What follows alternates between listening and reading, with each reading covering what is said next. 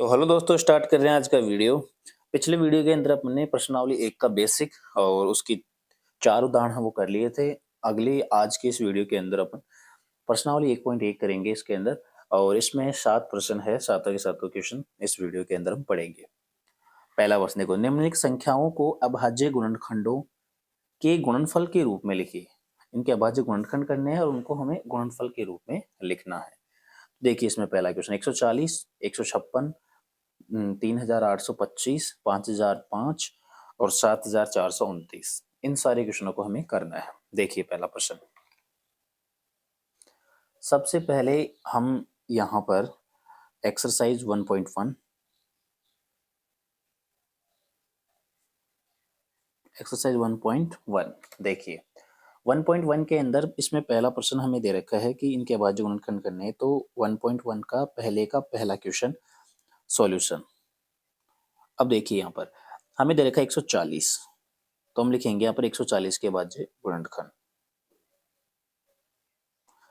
140 का अभाज्य गुणनखंड करने पर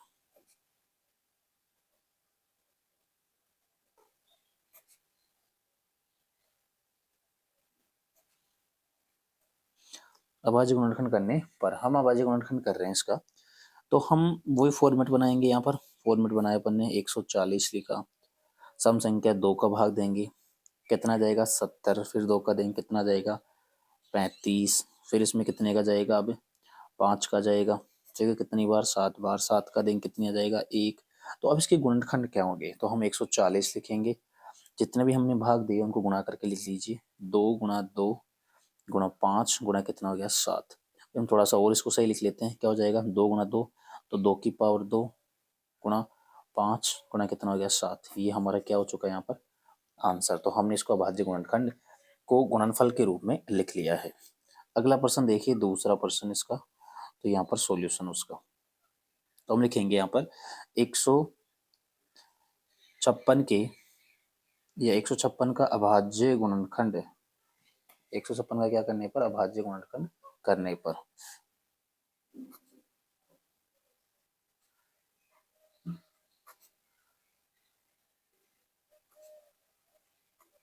अभाज्य गुणनखंड करने पर तो 156 गुणनखंड कर रहे हैं, तो सबसे पहले हम फॉर्मेट बनाएंगे। यहाँ पर फॉर्मेट बनाए अपने कितना 100 यहाँ पर 56 लिखा, 2 का भाग देंगे यहाँ पर, तो कितना मिलेगा यहाँ पर 2 का भाग देते ही हमें मिल जाएगा यहाँ पर 78। फिर इसमें हम 2 का भाग लगाएंगे, 78 के अंदर सम संख्या दिख रही है अपने को, तो यहाँ बनेगा आपके पास कितना, यह हो जाएगा 39, चाहते 39 होगा, 39 आ जाएगा। 39 के अंदर अब हम यहाँ पर कितने का भाग देंगे, अब सम संख्या नहीं है, 3 का भाग दिया कितनी बार 13 बार जाएगा। अब 13 में किसका भाग देंगे, हम 13 का भाग देंगे कितनी बार 1 बार।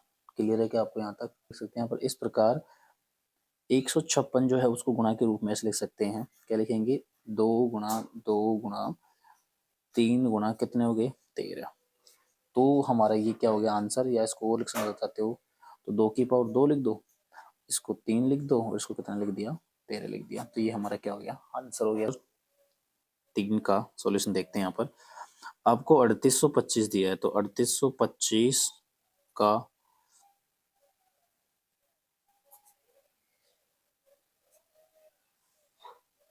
अभाज्य गुणनखंड करने पर,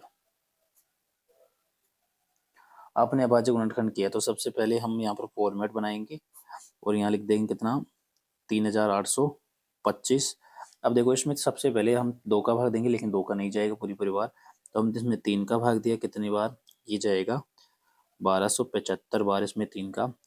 फिर इसमें 3 का भाग दिया तो यहाँ जाएगा 425, क्योंकि 3 4 बार, 75 में 3 का भाग दिया 25 बार, और इसमें 5 का भाग देंगे तो ये 8 बार, और फिर ये 5 बार, तो 85 बार।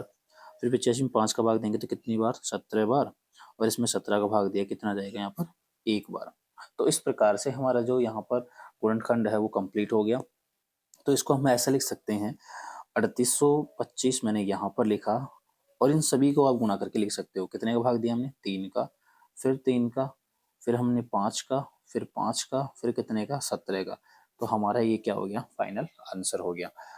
अगला क्वेश्चन है चौथा क्वेश्चन, देखिए एक बार, चौथा क्वेश्चन है अपने पास कि यहाँ जो है वो हमें 5005 का हमें क्या निकालना है, गुणनखंड निकाला। तो सबसे पहले सॉल्यूशन लिखेंगे और यहाँ लिख देंगे 5005 का अभाज्य गुणनखंड करने पर, अभाज्य गुणनखंड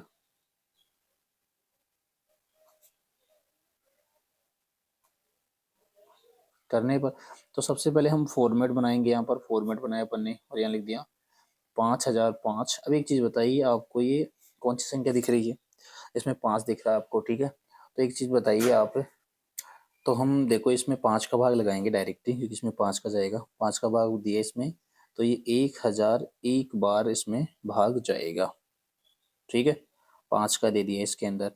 अब इसमें जो हम अगला देखो, अगली संख्या जो है वो हम किसका भाग लगा सकते हैं, इसमें 6 का, 5 के बाद 7 का दे के देखते हैं एक बार। तो इसमें 7 का भाग जाना चाहिए, 7 का भाग दिया, तो यहाँ पर 7 एकम 7, 3, 7 चौक 28, 7 चौक 28, कितने बचे यहाँ पर 2, और 7 3 21, तो 143 बचेंगे। इसके बाद में 143 के अंदर हम भाग देंगे, 11 का भाग जाएगा इसमें, ये जाएगा 13 बार, और फिर इसमें 13 का भाग देंगे, 13 एकम 13। तो इस प्रकार से हमने इसको लिखा।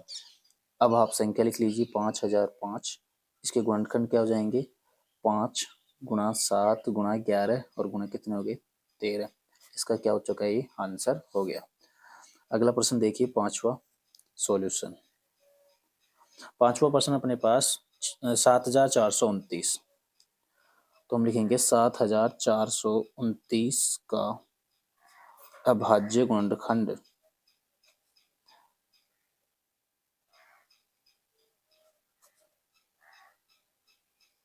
अभाज्य गुणनखंड करने पर, तो हम सबसे पहले फॉर्मेट बनाएंगे। यहाँ पर फॉर्मेट बनाया अपन ने, यहाँ पर तो हो जाएगा 7429, 7429।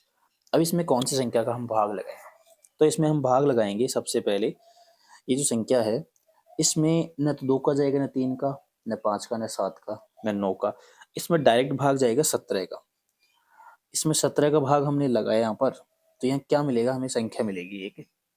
तो इसमें हम देखो क्या करेंगे आगे, इसमें 17 का भाग देंगे, तो 17 का भाग जाएगा इसमें, 17 एकम 17, 4 बार में यहाँ पर कितना आ गया 68, फिर यहाँ पर 62 हो जाएंगे, 3 बार में कितना आ जाएगा 51, तो यहाँ पर आ गया 437। अब इस 437 में देखो 19 का भाग जाता है, तो इसमें हम 19 का भाग देंगे, ये जाएगा 23 बार, और 23 में हम 23 का भाग दे सकते हैं, क्योंकि अभाज्य संख्या है, तो ये सारी अभाज्य संख्याएं थी, ठीक है। इस प्रकार से हमने लिख लिया। तो हम 7429 के गुणनखंड कर सकते हैं, 17 गुणा 19 गुणा कितने 23, ये इसका क्या हो जाएगा, आंसर हो जाएगा। क्लियर है, पहला प्रश्न हमने कंप्लीट कर लिया है। प्रश्न नंबर 2, पूर्णांकों के निम्नलिखित युग्मों के एचसीएफ और एलसीएम ज्ञात कीजिए तथा इसकी जांच कीजिए कि दो संख्याओं का गुणनफल जो है वो इनके एचसीएफ और एलसीएम के बराबर होता है, इनके गुणनफल के बराबर होता है, ठीक है। ये हमें ज्ञात करना है। पहला प्रश्न है 26, 91, 510 और 92, 336 और 54। ये हमें 3 प्रश्न यहाँ पर इसमें दिए हैं। तो पहला प्रश्न देखो यहाँ पर, तो इसका जो पहला प्रश्न है वो यहाँ दे रखा है हमें, इनका एचसीएफ और एलसीएम हमें ज्ञात करना है 26 व 92। तो हम लिख देते हैं यहाँ पर 26 व आपको दे रखा है यहाँ पर, सॉरी 91 दे रखा है। तो इसका सॉल्यूशन करते हैं। तो सबसे पहले हम यहाँ पर फॉर्मेट बनाएंगे, यहाँ लिखेंगे कितना 26, और इधर फॉर्मेट बनाएंगे तो लिख देंगे यहाँ पर 91, लिख दिया अपन ने। 26 में 2 का भाग दे कितनी बार जाएगा 13 बार।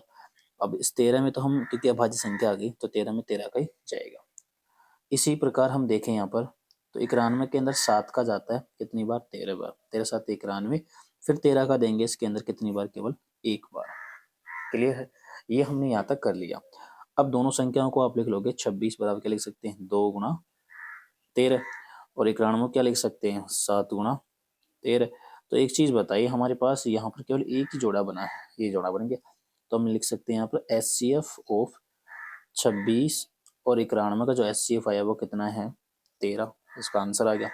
इसके बाद में यदि हम एलसीएम निकाले यहाँ से, एलसीएम 26 का और 91 का जो एलसीएम होगा वो कितना आएगा, वो यहाँ पर आ जाएगा, सबको गुना कर लीजिए, जोड़े को भी लेंगे और जो संख्याएं खाली उनको भी लेंगे। तो 2 गुना जोड़े में कितना है, केवल 13 है। इसके बाद में अकेली संख्या कितनी बची, 7। तो इस प्रकार से 14 गुना 13, अब 14 गुना जो 13 होते हैं वो कितने होंगे, 182 यहाँ पर होगा। ठीक है, 182।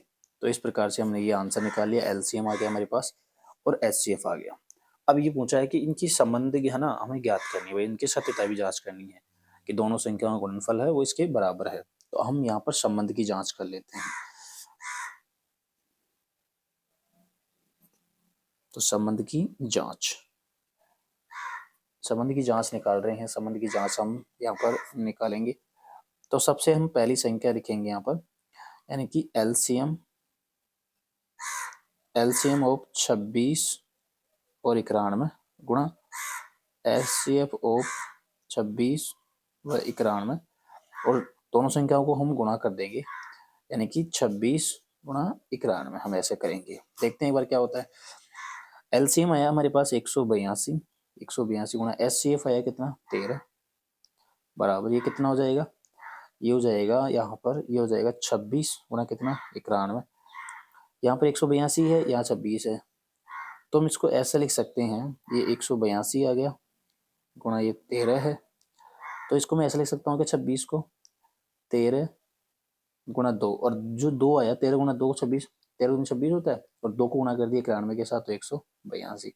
तो आप देख सकते हैं यहाँ पर 13 गुणा 182, 13 गुणा 182 क्या बराबर है, बिल्कुल बराबर है। तो यहाँ पर संबंध क्या हो गया, यहाँ पर सत्य हो गया। तो पहला प्रश्न कंप्लीट है यहाँ पर। दूसरा प्रश्न अपन यहाँ करते हैं। देखिए सेकंड प्रश्न अपने पास, सेकंड प्रश्न देखिए, अगली संख्याएं दे रखी है अपने को 510 और 92। तो हम लिखेंगे 510 और ये होगी 92। सॉल्यूशन, इसका सॉल्यूशन कर रहे हैं। तो सबसे हम पहले फॉर्मेट बनाएंगे। तो हमने फॉर्मेट बनाया, तो यहाँ लिख दिया 510, और अगली संख्या रखी है अपन यहाँ पर कितना, 92।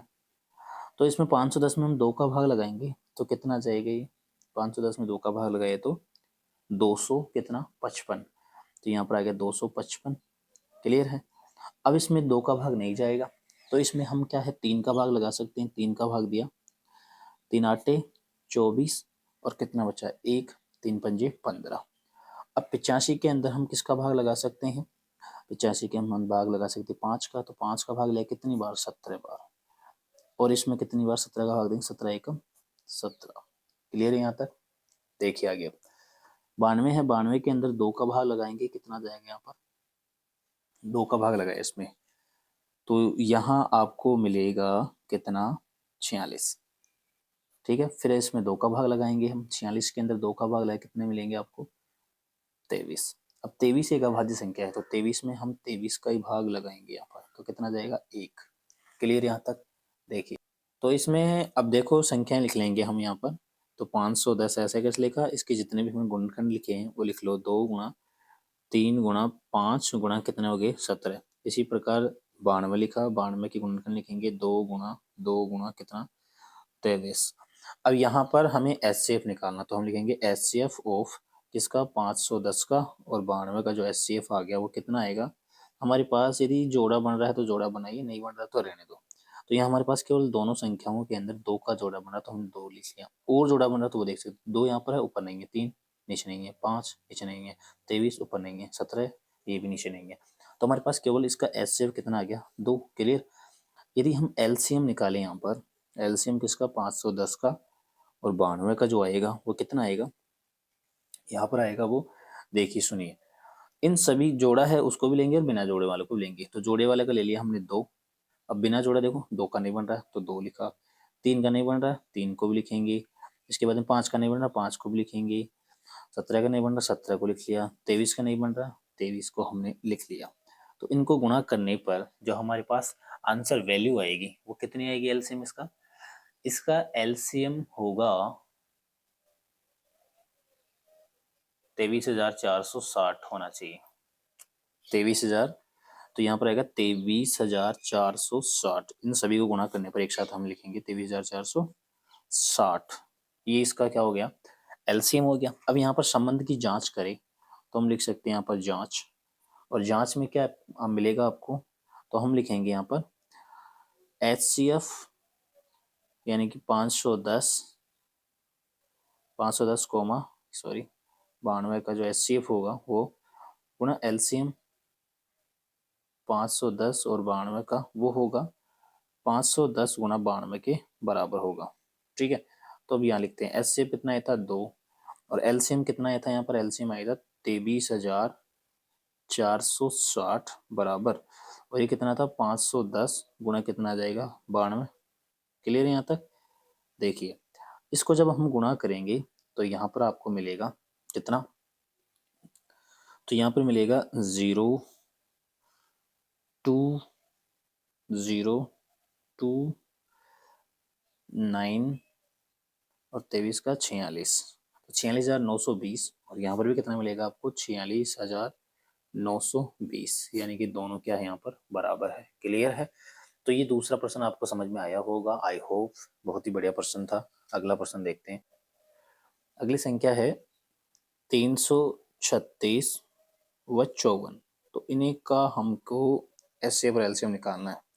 तो सबसे पहले हम फॉर्मेट बनाएंगे, यहाँ पर बनाए फॉर्मेट अपन ने, और यहाँ लिख देंगे 336 और इधर लिखेंगे अपन 54, ये हमने ऐसे लिख दिया।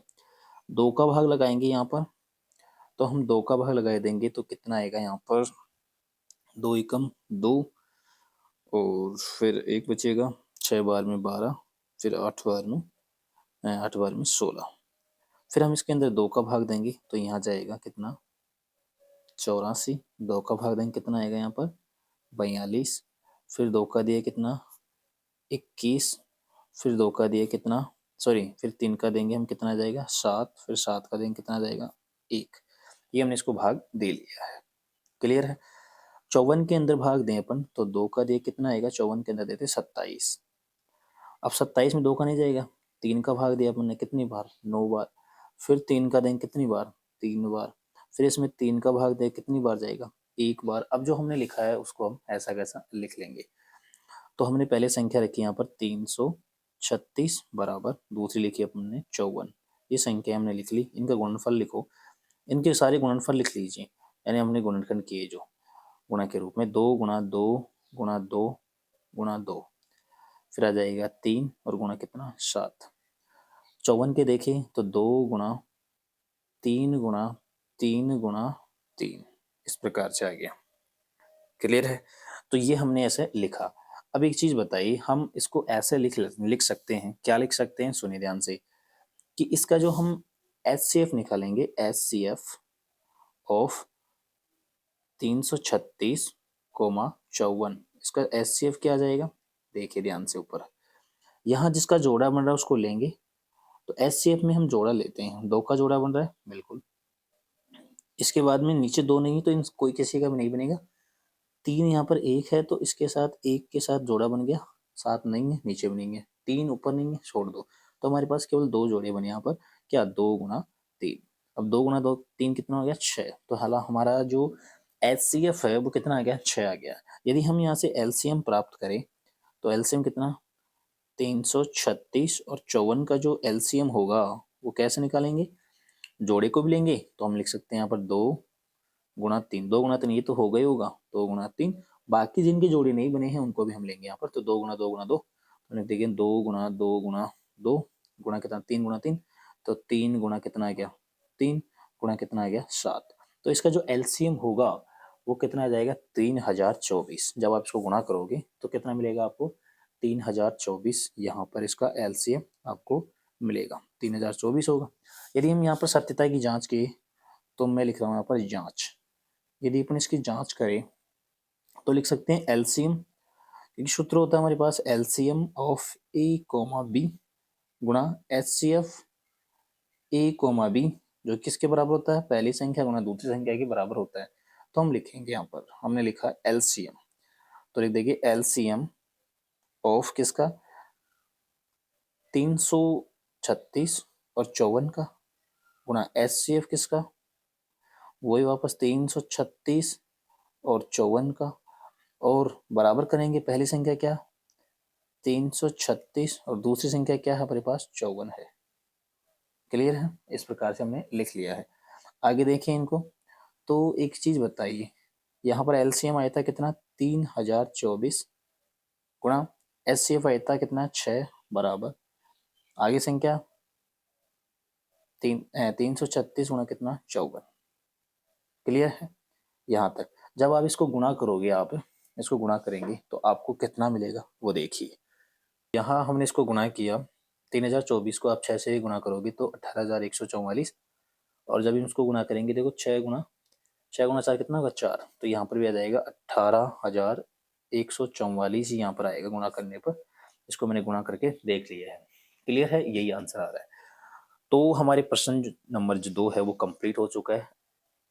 अगला प्रश्न अपने पास देखिए, अभाज्य गुणनखंड विधि द्वारा निम्नलिखित पूर्णांकों के एचसीएफ और एलसीएम ज्ञात कीजिए। पहला प्रश्न 12, 15, 21, दूसरा प्रश्न 17, 23, 29 और तीसरा है 9, 8, 9 और 25। इन सभी के हमें अभाज्य गुणनखंड विधि के द्वारा एलसीएम और एचसीएफ हमें ज्ञात करना है। देखिए अगला प्रश्न। देखिए क्वेश्चन नंबर 3, तो सबसे पहले हम इसका पहला प्रश्न देखेंगे। पहला प्रश्न, और पहला प्रश्न जो दे रखा है आपको 12, 15 और 21 आपको ये दिया है। अभाज्य गुणनखंड करेंगे हम सबका। तो यहाँ सबसे पहले हम 12 रखेंगे, 12 रखा, इधर 15 रखा। यदि आपको ये आता है तो आप इसको डायरेक्ट भी कर सकते हो, ऐसा ना करके। 2 का भाग देंगे 6 बार, 2 का भाग देंगे कितनी बार 3 बार, 3 का भाग देंगे कितनी बार 1 बार। 15 में 3 का भाग देंगे 5 बार, 5 में 5 का देंगे कितनी बार 1 बार। 21 में जाएगा 3 का 7 बार, 7 का देंगे कितनी बार 1 बार। तो ये हमने सारे गुणनखंड कर लिए, ज़्यादा समय नहीं लगता है इसमें। तो हम 12 लिखेंगे, 15 लिखेंगे और 21 लिखेंगे बराबर। देखिए सुनिए, यहाँ पर 12 के गुणनखंड क्या आए थे 2 गुणा 2 गुणा 3, 15 के आए थे 3 गुणा 5 और 21 के आए 3 गुणा 7। क्लियर है? अब आप यहाँ पर देखोगे तो 2 का जोड़ा नहीं बन रहा है, 3 का भी नहीं बन रहा है, 3 का बन रहा है भाई, बिल्कुल सही है। 2 का नहीं बन रहा, 5 का नहीं, 7 का नहीं, लेकिन 3 का बन रहा है। देखो 3 यहाँ पर भी, ऊपर भी, नीचे वाली संख्या के अंदर भी है, और 3 का भाग इसमें भी जा रहा है। तो हमने यहाँ से क्या लिख सकते हैं, हम यहाँ से लिख सकते हैं एचसीएफ जो आएगा, एचसीएफ ऑफ 12, 15 व 21 का जो एचसीएफ होगा वो कितना आएगा 3, क्योंकि एक ही जोड़ा बना तो 3 इसका क्या हो जाएगा आंसर। अगला प्रश्न देखिए अपने यहाँ पर। तो एलसीएम यदि हम ज्ञात कर रहे हैं यहाँ पर, जिसका 12 का, 15 का व 21 का जो एलसीएम आएगा, सबको जोड़ा है उसको भी लेंगे और बिना जोड़े को लेंगे। तो हम 2 गुणा 2 करेंगे, तो 2 गुणा 2 गुणा इन तीनों का जोड़ा बन रहा है तो 3 को हमने लिख लिया। 5 का नहीं बन रहा है इसको लिखेंगे, 7 का नहीं बन रहा है इसको लिखेंगे। सबको गुणा करेंगे, और गुणा करने पर इसको गुणा करेंगे, गुणा कीजिए 2 दूनी 4, 4 गुणा 3 कितने हो गए 12, 12 गुणा 5 60, और 60 गुणा 7 कितने हो गए 420। तो इसका आंसर आ गया 420, इसका एलसीएम होगा। अगला प्रश्न देखते हैं दूसरा।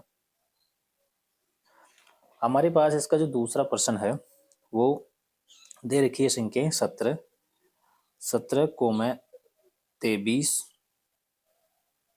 17,23 और 29 आपको ये संख्याएं दी है। तो इसका सॉल्यूशन करते हैं। देखो 17, 23 और 29 अभाज्य संख्याएं, तो इनको हम डायरेक्ट ऐसा नहीं करेंगे, हम डायरेक्ट लिखेंगे। 17 उसको लिख सकते हैं हम 1 गुणा 17, 23 जो है उसको लिख सकते हैं हम 1 गुणा 23, और 29 है उसको लिख सकते हैं 1 गुणा 29। ये आ गया हमारे पास।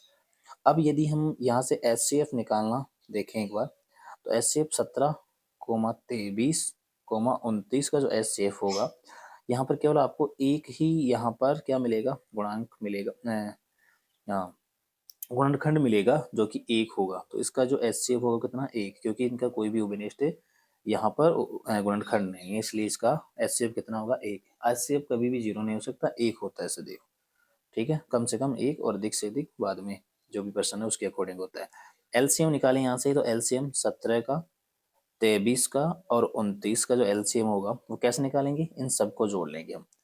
ठीक है, क्या सॉरी गुणा कर लेंगे, 17 गुणा 23 और गुणा कितना, तो यहाँ पर आ जाएगा 29। सबको गुणा करेंगे तो आंसर मिलेगा आपको यहाँ पर 11,339। तो 11,339 जब आप इसको गुणा करोगे तो आपके पास एलसीएम आएगा।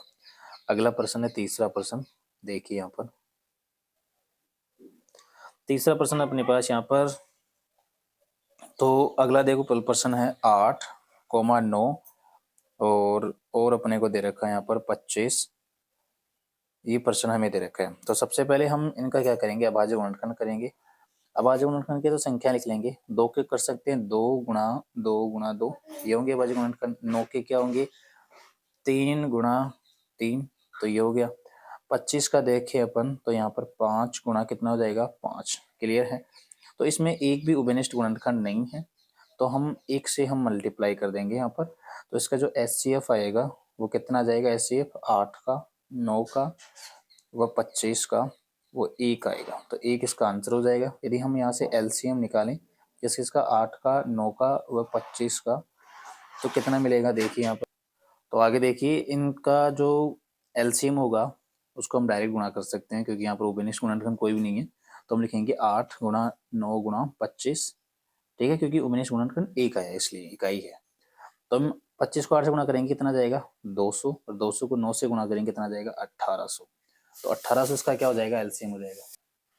अगला प्रश्न पढ़ते देखो, प्रश्न नंबर 4 इंपॉर्टेंट क्वेश्चन है और परीक्षा में आया भी हुआ पहले। एचसीएफ दे रखा है आपको, एचसीएफ 306 और 657 का एचसीएफ आपको 9 दे रखा है। एलसीएम जो इसका ज्ञात करना है अपने को। देखो एलसीएम सुनिए, तो आपको यहाँ पर जानकारी इसमें दे रखी है कि सबसे पहले लिख लेंगे यहाँ पर दिया है क्या दे रखा है आपको, एचसीएफ दे रखा है, एचसीएफ ऑफ 306 और 657 का एचसीएफ आपको 9 दे रखा है। आपको ज्ञात क्या करना है, आपको एलसीएम यहाँ पर ज्ञात करना है किसका, 306 व इसका आपको एलसीएम ज्ञात करना है। अब सुनिए ध्यान से, एक चीज बताइए, आपको यहाँ संख्याएं दे रखी है, तो यहाँ संख्याएं क्या क्या हो जाएगी, आप बोलोगे कि सर संख्याएं पता करनी है जो कि आपको दे रखी है। तो यहाँ संख्याएं देखो ये दे रखी है, इसको ए मान लेंगे, इसको बी मान लेंगे। तो यहाँ संख्या हो जाएगी हमारे पास 306 व 657 है क्या यहाँ पर। इसको हम ए मानेंगे, इसको बी मानेंगे, तो हम यहाँ से संबंध लगाएंगे। और संबंध क्या लगाएंगे, तो हम लिखेंगे संबंध क्या होता है यहाँ पर, LCM of A comma B गुणा HCF of A comma B. ये जो किसके गुणनफल के बराबर होता है, ए व बी के गुणनफल के बराबर होता है। तो अब यहाँ पर एलसीएम देखो, एलसीएम हमें ज्ञात करना, तो एलसीएम ऑफ किसका, 306 व 657 का एलसीएम गुणा एचसीएफ आपको दे रखा है कितना, 9। पहली ए क्या है यहाँ पर, 306 दे रखा है, बी क्या दे रखा है, 657 दे रखा है। तो ये गुणा में कहाँ चला जाएगा, भाग में चला जाएगा। तो हम लिख सकते हैं एलसीएम ऑफ 306 कोमा 657 का जो एलसीएम आएगा वो कितना आएगा, यहाँ पर लिख सकते हो आप। तो यहाँ पर आप क्या करोगे, 306 गुणा 657 में जब आप 9 का भाग लगाओगे तो काट पीट के इसका जो आंसर आएगा, ठीक है, वो आ जाएगा 22,338। 22,338 इसका क्या होगा, आंसर होगा। तो इस प्रकार से ये आ गया इसका आंसर। तो एलसीएम आएगा इसका 22,338। क्लियर है। अगला प्रश्न देखेंगे, प्रश्न नंबर 5 दे रखा है, जांच कीजिए कि क्या किसी प्राकृत संख्या n के लिए संख्या 6 की पावर n अंक 0 पर समाप्त हो सकती है। हमें इसको सिद्ध करना है भाई। एक चीज बताइए आप सबसे पहले, यहाँ पर ऐसा प्रश्न हमने उदाहरण नंबर 1 जो है वो ऐसा ही था। तो क्वेश्चन नंबर 5 और इसका सॉल्यूशन देखिए, आपको दे रखा है क्या, तो दिया है संख्या, दिया है आपको एक संख्या दे रखी है, और संख्या क्या दी है, 6 की पावर n। 6 की पावर n है, जहां n एक प्राकृत संख्या है,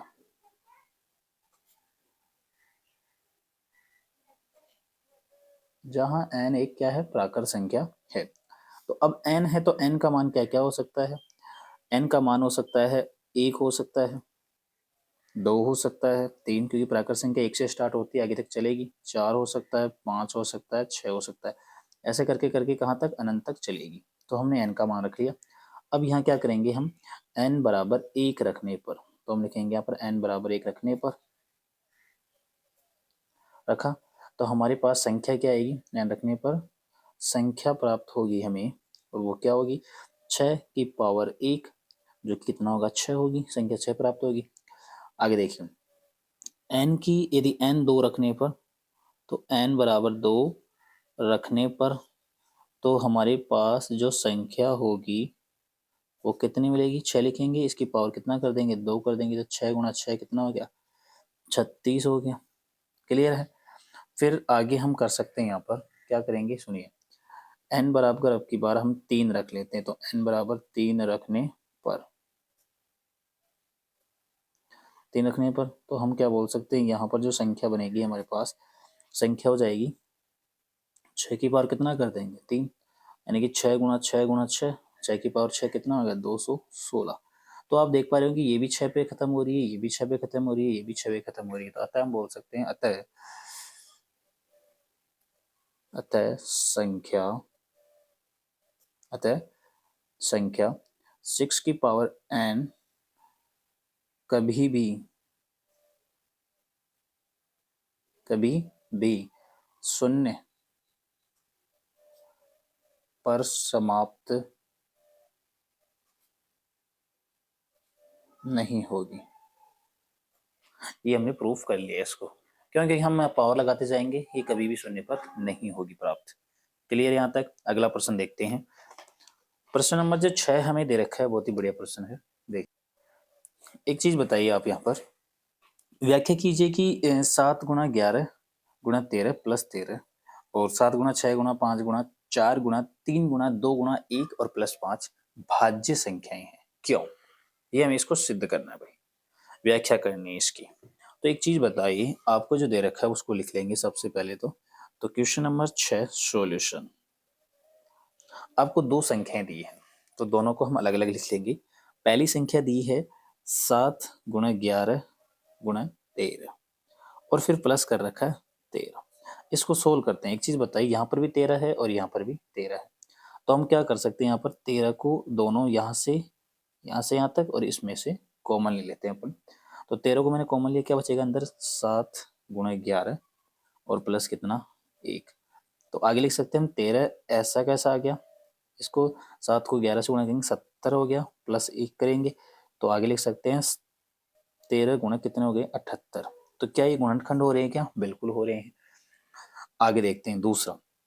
दूसरा दे देखा है 7 7 गुणा 6 गुणा 5 गुणा 4 गुणा 3 गुणा 2 गुणा 1 और प्लस कितना दे रखा है, 5। ये दे रखा है। यहाँ पर भी आपको 5 दिख रहा है, तो इसमें से और इसमें से हम क्या करेंगे, यहाँ से कॉमन लेंगे 5। तो 5 मैंने कॉमन लिया, तो अंदर क्या बचेगा, 7 गुणा 6 गुणा 4 गुणा 3 गुणा 2 गुणा 1 और प्लस कितना जाएगा, 1। क्लियर है। तो इस प्रकार से तो 5 गुणा, एक चीज बताइए, सबको हम गुणा कर लेंगे यहाँ पर। तो 1 गुणा 2, 2 गुणा 3 कितना हो गया, 6, 6 गुणा 6 कितना हो गया, 36, 36 गुणा 28, तो 36 गुणा 28। तो यहाँ इसको गुणा करने पर मिलेगा अपने को 1008, 1008 प्लस कितना, 1। एक चीज बताइए आप, 5 बाहर है गुणा के रूप में, 1008 और 1 कितना हो गया, 1009। तो क्या आपको ये गुणनखंड नहीं दिख रहे, गुणा के रूप में हम इसको नहीं लिखा, तो ये भाज्य संख्याएं हैं। तो हम लिखेंगे यहाँ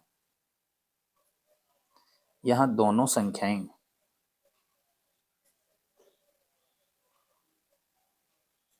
यहाँ दोनों संख्याएं भाज्य संख्याएं हैं। या दोनों संख्याएं क्या है, यहाँ पर भाज्य संख्याएं है, क्योंकि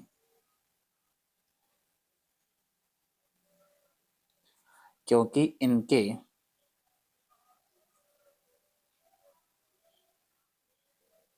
क्योंकि इनके गुणनखंड प्राप्त हो रहे हैं।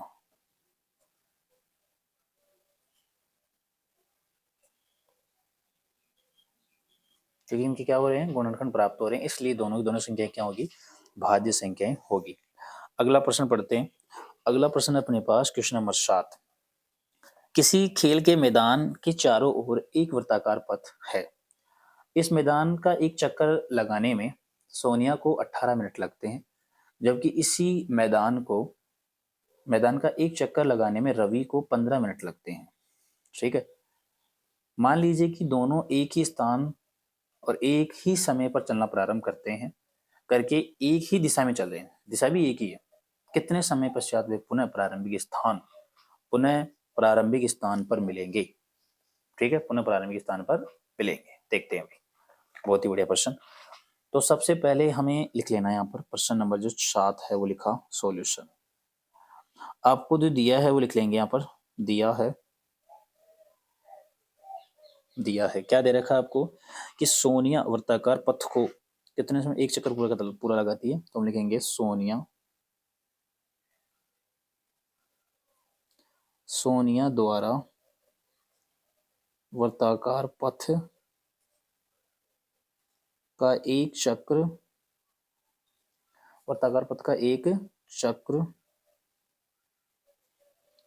पूरा करने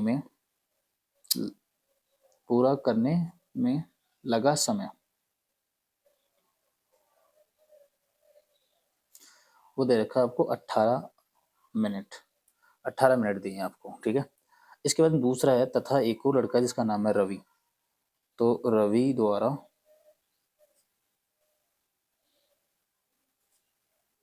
वर्ताकार पथ का एक चक्कर पूरा करने में लगा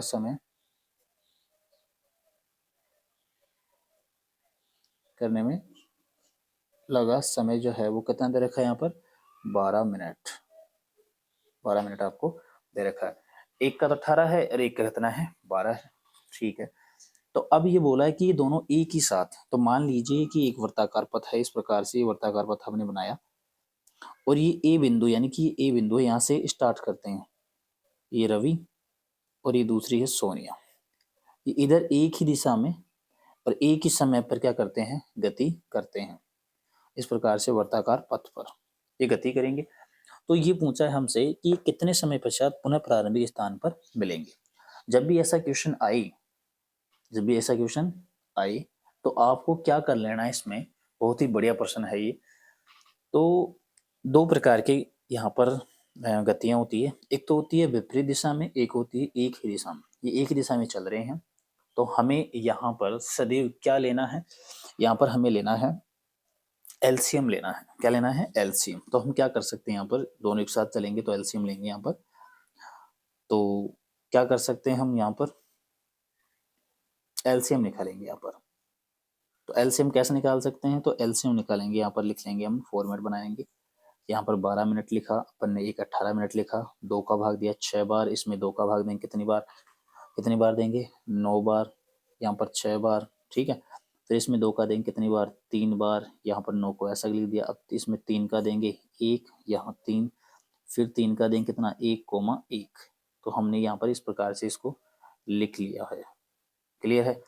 ये हमने इसको एलसीएम इसका निकालना अपने को। तो एलसीएम निकालने के लिए हम क्या करते हैं, तो एलसीएम यहाँ पर निकालेंगे किसका 12 व 18 का। तो यहाँ क्या मिल जाएगा, सबको गुणा करके लिख लेंगे 2 गुणा 2 गुणा 3 गुणा कितना आ गया 3। सही है यहाँ तक। तो अब एक चीज बताइए आप, इनको सबको हमने गुणा करके लिख लिया है तो क्या कर सकते हैं अब ये कितना हो जाएगी 4 हो जाएगा और ये कितना हो गया हमारे पास 9 हो गया। इस प्रकार से तो 4 गुणा 9 कितना आ गया 36। तो हमारे पास 36 आया। यानी कि हम बोल सकते हैं अतः दोनों का पुनः प्रारंभिक स्थान